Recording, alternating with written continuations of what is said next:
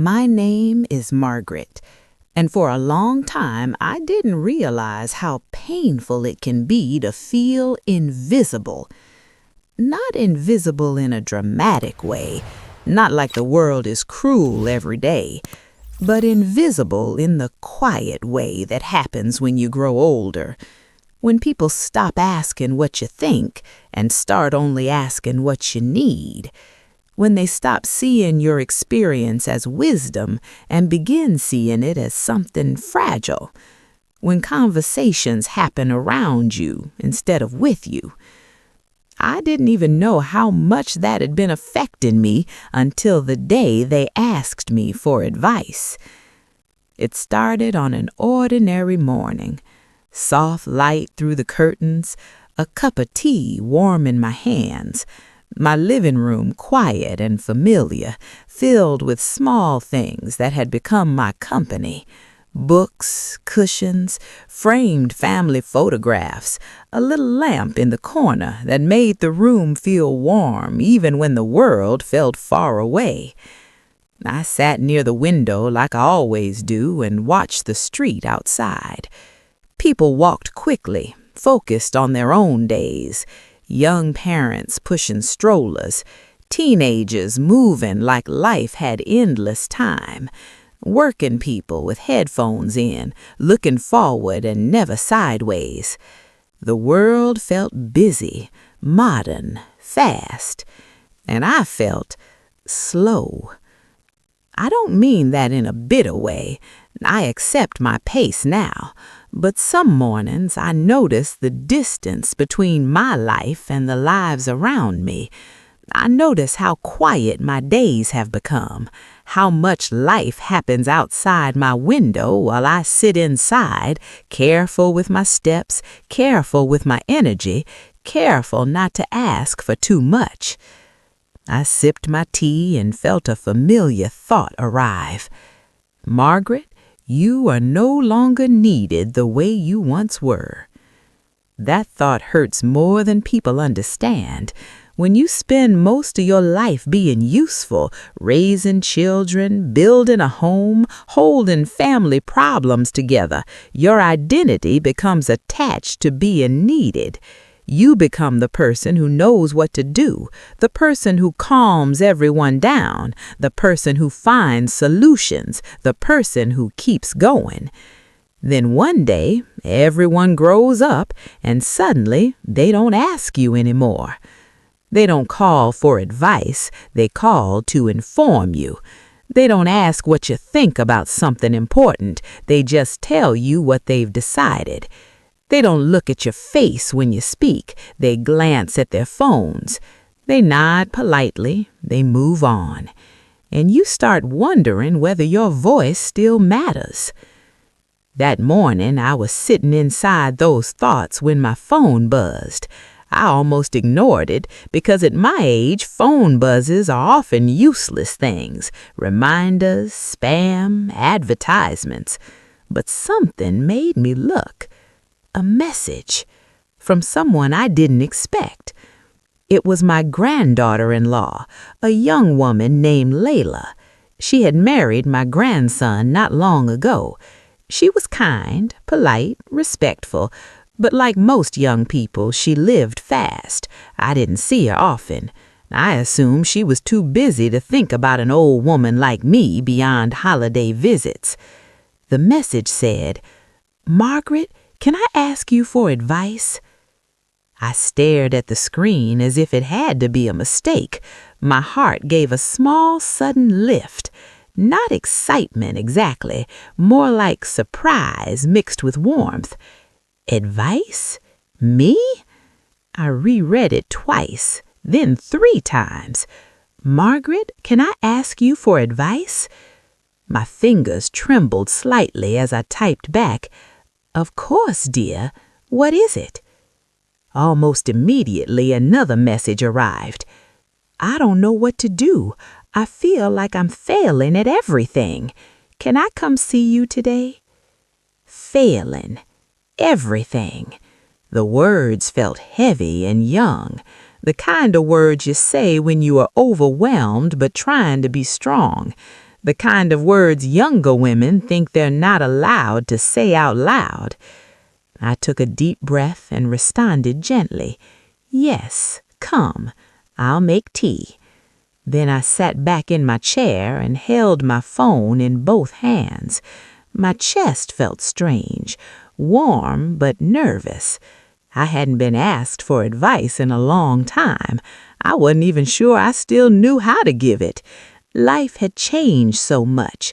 The world was different. Young people lived differently, loved differently, worried differently. But one thing never changes. A hurtin' heart is a hurtin' heart, and I knew that well. I cleaned the house a little, not because it was dirty, but because nervousness makes you move. I set out cups and a small plate of biscuits. I opened the curtain wider to let sunlight in, because sunlight always makes things feel more hopeful. And while I prepared, I noticed something quietly beautiful inside myself. I felt useful again. Not in a servant way, not in a stressful way, in a meaningful way. My age wasn't a burden in this moment. It was an offering. When the knock came later that afternoon, I walked to the door slowly, my heart beating faster than usual. I opened it and saw Layla standing there with tired eyes. Her hair was pulled back quickly, her shoulders slightly tense, as if she was carrying invisible weight. She looked up at me and her expression softened immediately. Then she whispered, "Thank you for letting me come." I stepped aside. "Come in, my dear," I said gently. "You look like you need warmth." And as she entered my quiet home, I realized something that made tears press behind my eyes. For the first time in a long time, someone had come to me not out of duty, but because they believed I had something valuable inside me. And it wasn't the proud kind that makes you feel above others. It was the gentle kind, the kind that feels like dignity returning, like your years have meaning again, like you are not just an old woman sitting near a window, but a person whose life has taught her something worth sharing. I led Layla into my living room, and she looked around as if the warmth in my home surprised her. Young people don't always realize that older homes hold a special kind of comfort, not because they are perfect, but because they have been lived in slowly. The air carries patience. The walls have heard years of stories. The furniture holds the shape of ordinary life. Layla sat on the couch with her hands clasped tightly. Her fingers were young, smooth, restless. She rubbed her thumb over her knuckles as if she was trying to calm herself from the outside. I placed a cup of tea in front of her and another in front of me. Then I sat in my chair across from her, not too close, not too far. Close enough to be present, far enough to let her breathe. For a moment, neither of us spoke. I didn't rush. I have learned that silence can be a gift when someone is overwhelmed. Silence tells them they don't have to perform. They don't have to speak perfectly. They can simply exist until words arrive naturally. Layla took a small sip of tea, then her eyes filled suddenly. She looked down quickly, embarrassed. "I'm sorry," she whispered. I shook my head gently. "Don't be sorry," I told her softly. "Tears are just the heart speaking when the mouth can't." She let out a shaky breath, and the tears started falling. Not dramatic sobs, just quiet release, like a dam with a small crack finally letting water through. When she could speak again, she said, "I feel like I'm disappointing everyone." I leaned forward slightly. "Tell me," I said. She stared at her cup. "My job," she began. "I'm exhausted all the time, and at home, I want to be happy for your grandson. I want to be a good wife, and I want to be a good mother someday, but I barely feel like myself anymore." Her words came out quickly now, like she had been holding them back for months. Everyone expects so much, and I'm trying, I really am, but I feel like I'm failing. And then I feel guilty for even thinking that, because I have a good life. I should be grateful." When she finished, she looked at me as if she expected judgment, as if she expected me to tell her to toughen up, the way older generations sometimes do. But I didn't, because I remembered that feeling too well. I sighed gently. "Layla," I said, "do you know what I hear in your words?" She blinked. "What?" "I hear a young woman who loves deeply, a young woman who cares so much she is burning herself out." Her eyes softened and she looked away quickly again, as if the tenderness was almost painful to accept. I continued carefully. "When I was young, I also thought love meant never resting.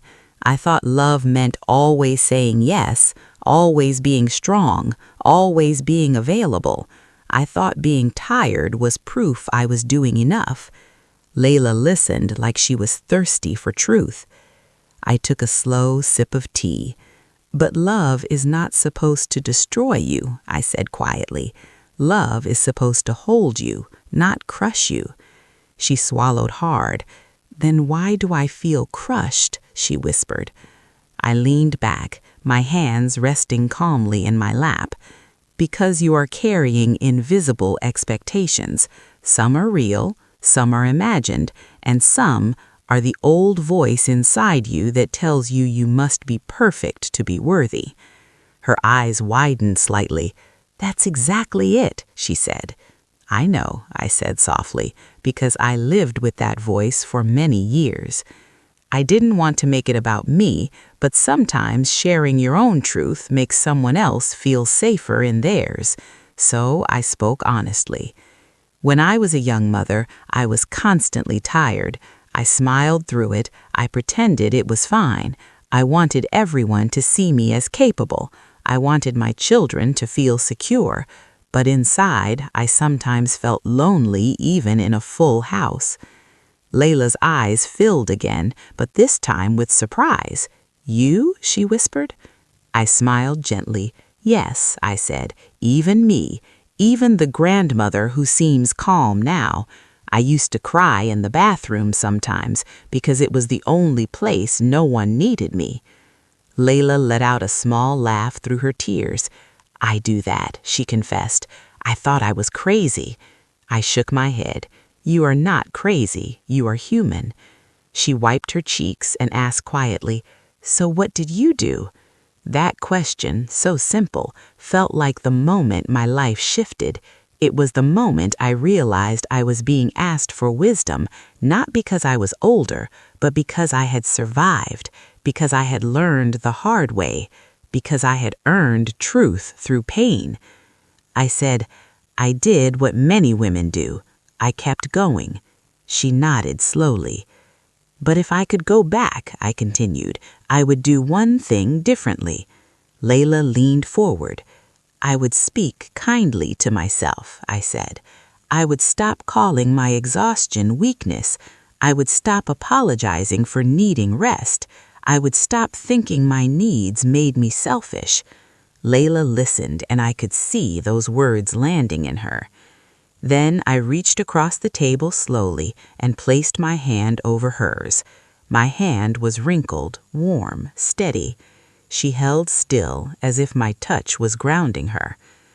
"I will tell you something I wish someone had told me," I said softly. "You can love people and still take care of yourself. You can be a good wife and still be a whole person. You can give and still have limits." Layla's lips trembled. "But I don't want them to think I'm difficult," she whispered. I smiled gently. "My dear," I said, "a woman who has limits is not difficult. A woman who has limits is healthy." She took a deep breath, and I watched her shoulders drop slightly for the first time since she arrived. She was relaxing, not completely, but enough to feel hope.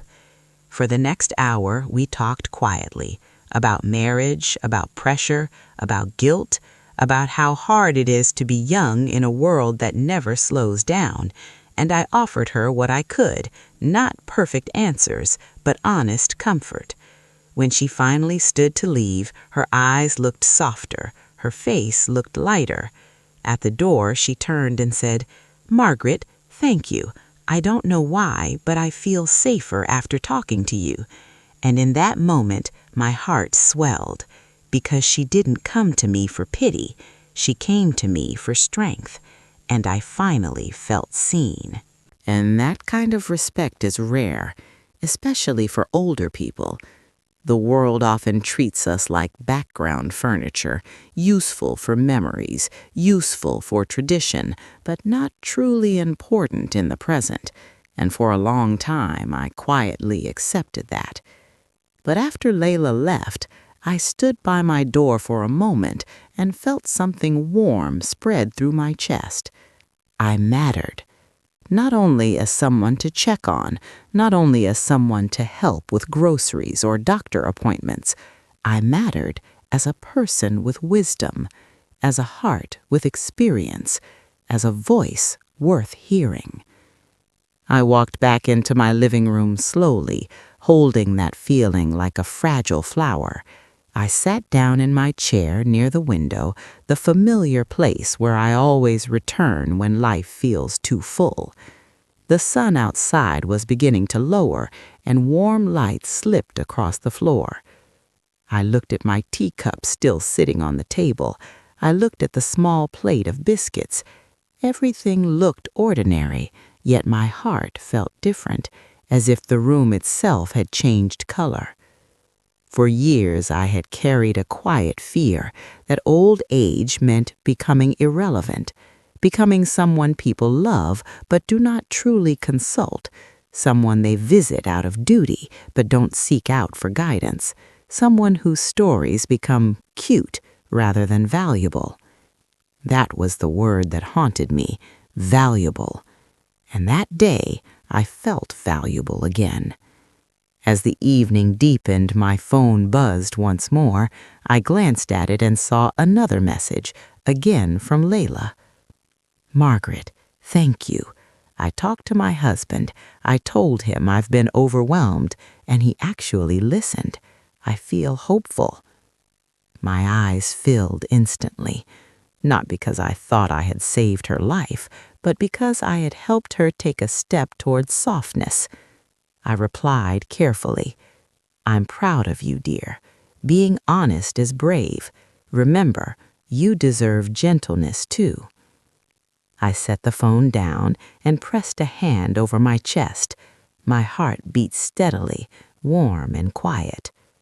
Then I began thinking about my own life, about the times I needed advice and didn't know where to find it, about the times I wished an older woman had sat with me and told me, "You're not failing, you're just tired," about how many years I spent believing I had to do everything alone. I wondered how different my younger years might have been if someone had treated my feelings as important.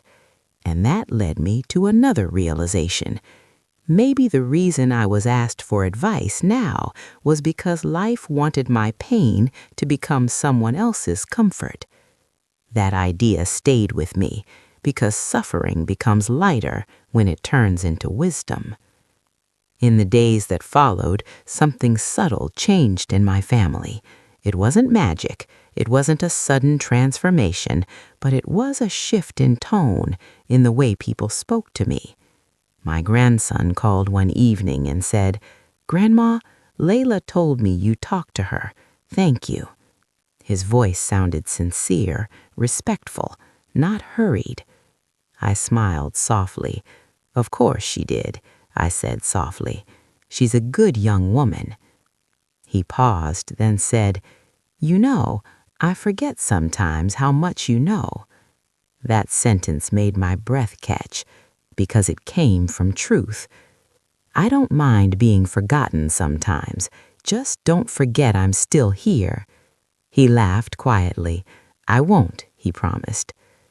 A few weeks later, at a family gathering, something happened that would have felt impossible a year ago. We were sitting at the table after dinner, plates empty, teacups warm. The younger people were talking about life, about work stress, about raising children, about fear of the future. Usually I would sit quietly and smile while they talked. Usually my thoughts would stay inside my chest like birds in a cage. But that night, my son suddenly turned to me. "Mom," he said, "what do you think?" The room fell quiet for a moment. I blinked. "What do I think about what?" He said, "About life, about how not to lose yourself in all this. You've been through a lot. How did you stay steady?" For a second, I didn't know what to do with the emotion that rose inside me, because that simple question carried the respect I had been missing for years. He didn't ask me because he needed a babysitter. He didn't ask me because he needed help. He asked me because he believed I had wisdom.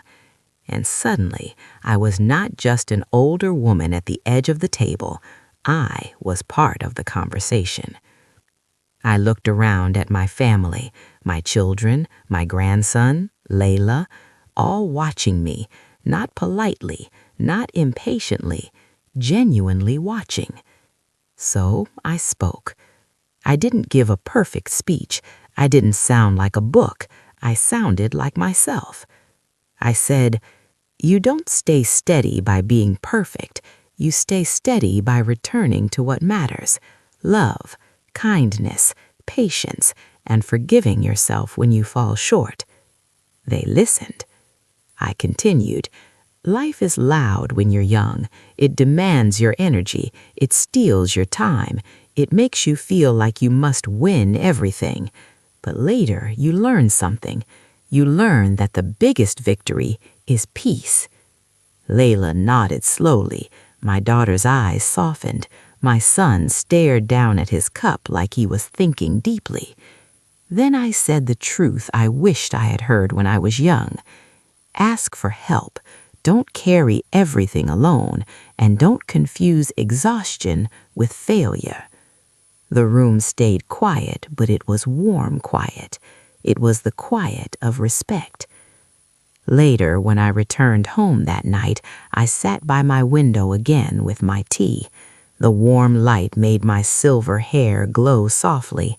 The street outside was calm, and inside my chest something felt healed. Because I realized that being seen doesn't always require attention. Sometimes it requires one honest moment of respect, one sincere question, one person deciding your voice matters. If you are listening to my story right now, I want to tell you something gently. Older people are not empty. We are not finished. We are not only memories. Inside us are decades of lessons, quiet strength, and love that has been tested. And when someone asks us for advice, they are not just asking for words, they are acknowledging our lives. So if you still have a mother, a grandmother, an older neighbor, ask them something real. Ask them what they learned. Ask them what they regret. Ask them what they would do differently. Not because you need a lecture, but because you want to honor their experience. And if you are an older person like me and you feel invisible sometimes, please remember this: your wisdom is still valuable. Your voice still matters. Your heart still holds something worth sharing. That evening, I watched the last light fade beyond the buildings and felt peace settle into my bones. I wasn't invisible. I wasn't forgotten. I was still here, steady, loving, full of truth. I rested my hands on my lap, breathed slowly, and let a gentle smile appear. Because someone asked me for advice, and I finally felt seen.